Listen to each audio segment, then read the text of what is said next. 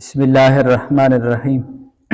اللہ کے فضل و کرم اور اس کی توفیق سے آج ہمارا 29 روزہ فہمیدین کورس کا 9واں لیکچر ہے، جس کا ٹاپک ہے درود پاک کی فضیلت۔ اللہ رب العالمین نے قرآن مجید میں ارشاد فرمایا، ان اللہ وملائکتہ یصلون علی النبی، بے شک اللہ اور اس کے فرشتے درود بھیجتے ہیں غیب کی خبریں بتانے والے نبی پر۔ یا ایھا الذین آمنوا، اے ایمان والو، صلو علیہ وسلموا تسلیما، تم بھی صلاۃ و سلام بھیجا کرو۔ اس آیت کریمہ کے اندر اللہ رب العالمین نے ایمان والوں کو درود پاک پڑھنے کی تلقین فرمائی۔ درود پاک یہ ذہن کی پاکیزگی کا باعث بھی ہے، گناہوں کا کفارہ بھی بنتا ہے، دل کی صفائی کا سامان بھی کرتا ہے، بلاؤں سے، دکھوں سے، مصیبتوں سے نجات بھی دیتا ہے۔ درود پاک کی برکت سے حضور سید عالم صلی اللہ علیہ وآلہ وسلم کا قرب بھی نصیب ہوتا ہے۔ حضور صلی اللہ علیہ وآلہ وسلم کا فرمان علی شان ہے، نبی مکرم شفیع معظم صلی اللہ علیہ وآلہ وسلم نے فرمایا، ان اولی الناس بی یوم القیامت اکثرهم علی صلاۃ، فرمایا قیامت کے دن سب سے زیادہ میرے نزدیک وہ امتی ہوگا جو کثرت سے مجھ پر درود پاک پڑھتا ہوگا۔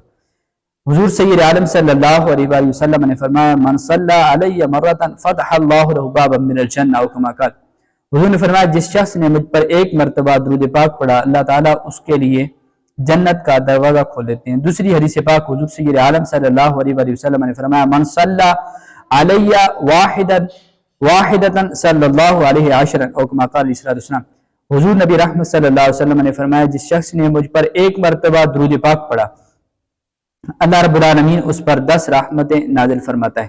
حضور سید عالم صلی اللہ علیہ وسلم نے فرمایا، صلو علی فإن الصلاۃ علی زکاۃ لکم، او کما قال، حضور سید عالم صلی اللہ علیہ وسلم نے فرمایا کہ مجھ پر درود پاک پڑھا کرو، یہ درود پاک پڑھنا تمہارے جسم و دل کی پاکیزگی کا باعث ہے۔ درود پاک پڑھنے کی برکت سے اللہ رب العالمین بہت ساری مشکلات کو دور فرما دیتا ہے۔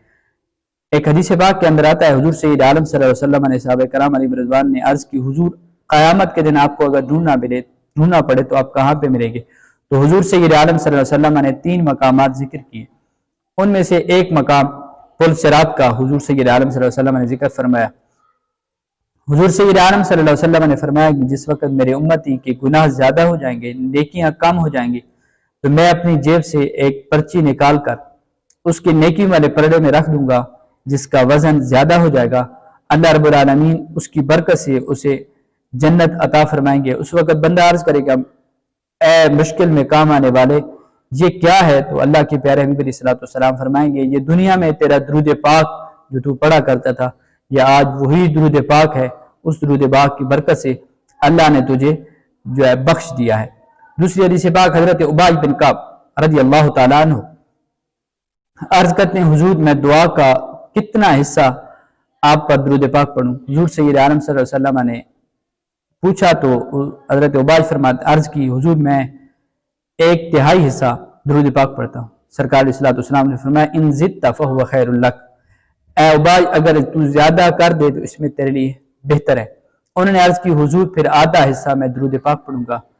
حضور سید عالم صلی اللہ علیہ وسلم نے فرمایا، ان زدت فہو خیر لک، اگر تو اس میں زیادتی کر دے تو تیرے لیے فائدہ مند ہے۔ صحابی رسول نے عرض کی، حضور پھر میں سارا وقت ہی درود پڑھوں گا۔ تو حضور سید عالم صلی اللہ علیہ وآلہ وسلم نے فرمایا، اذا تکفی ہمک ویغفر لک ذنبک، او کما قال علیہ الصلوۃ والسلام، حضور سید عالم صلی اللہ علیہ وآلہ وسلم نے فرمایا، اے ابی اگر تو زیادہ درود پاک پڑھے گا، اللہ اس درود پاک کی برکت سے تیرے غموں کو بھی دور فرما دے گا اور تیرے گناہوں کے لیے بخشش کا سامان بھی فرما دے گا۔ اللہ مجھے بھی آپ کو بھی کثرت سے درود پاک پڑھنے کی توفیق عطا فرمائے۔